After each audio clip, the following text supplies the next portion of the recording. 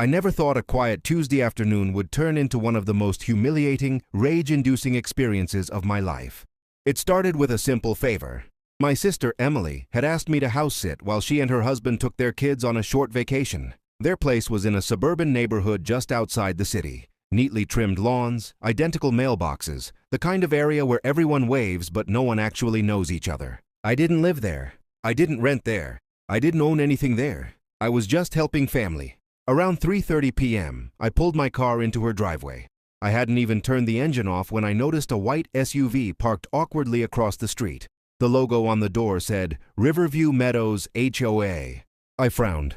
Emily had mentioned an HOA once, but she never said it was aggressive. I shrugged it off and grabbed my bag.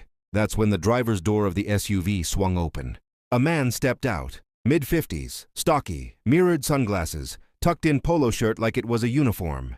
Behind him, a woman followed. Late 40s, clipboard clutched to her chest, lips pressed into a permanent scowl. They didn't walk over. They marched. "Excuse me," the man barked before I even reached the front door. I turned, confused but polite. "Yeah?" He stopped a few feet away, arms crossed. "You can't park here." I blinked. "This is my sister's driveway." The woman scoffed loudly. "We know who lives here." The man stepped closer. "And you're not on the resident list." I laughed nervously. "I'm house-sitting. She's out of town."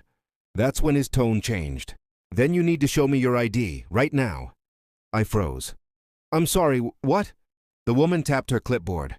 "We need to verify who you are and why you're on HOA property." I felt my stomach tighten. "This isn't HOA property. This is a private driveway." The man leaned forward slightly. "Every driveway here falls under HOA jurisdiction." That didn't sound right, but even if it was, "I don't have to show you my ID," I said carefully. The woman's eyes narrowed. "If you refuse, we can escalate this." I felt a flicker of anger. "Escalate how?" The man smiled, but it wasn't friendly. "We can call the police for trespassing." My heart skipped. "Excuse me?" I said sharply. "I'm not trespassing. I'm allowed to be here." "Prove it," he said. The woman crossed her arms. "Last chance, ID now." I looked around. Curtains twitched. Neighbors were watching. I felt embarrassed, angry, cornered. "I'm not showing you my ID," I said firmly. "You're not law enforcement." The man straightened up. "Then we'll treat this as refusal to comply." The woman pulled out her phone. "You're making this very difficult," she said. And just like that, they called the police. As the woman spoke loudly into her phone, I felt every ounce of calm drain from my body. "Yes, we have an unidentified individual refusing to cooperate. Yes, refusing to provide ID. Possible trespasser." I clenched my fist. This was insane. I pulled out my own phone and called my sister, straight to voicemail. Great. The man stood there smugly, arms folded like he'd already won. "You should have just complied," he said. I stared at him in disbelief. "You can't just demand ID from people." He shrugged. "HOA rules. That's not how the law works." The woman snapped her phone shut and glared at me. "We'll let the officers decide." Minutes passed, long ones. A neighbor, an older man mowing his lawn, shut his mower off and watched openly now. Another woman stepped onto her porch, whispering into her phone. I felt like a criminal standing in the open. Finally, a patrol car pulled up. 2 officers stepped out.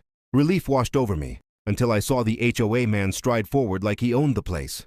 "Officers," he said confidently. "This individual refuses to identify themselves and is trespassing on HOA property." The officer turned to me. "Is that true, sir?" I took a deep breath. "No, I'm house-sitting for my sister. This is her home. They demanded my ID without cause." The woman interrupted. "He's not on our approved resident list." The officer raised an eyebrow. "Approved resident list?" The man nodded. "Yes, HOA policy." The officer turned back to me. "Do you have any proof you're allowed to be here?" I swallowed. "My sister owns the house. I can call her." The officer sighed. "Go ahead." I dialed again. This time she answered. "Emily," I said quickly, "I need you to stay on the line." I put her on speaker. "What's wrong?" she asked. "These HOA officers say I'm trespassing." Her voice instantly sharpened. "What? That's ridiculous." The officer leaned closer. "Ma'am, do you own this property?" "Yes," she said, "and he's house-sitting for us." The officer nodded. "Thank you." He turned to the HOA officers. "Everything checks out. He's not trespassing." The man's jaw tightened. "But..."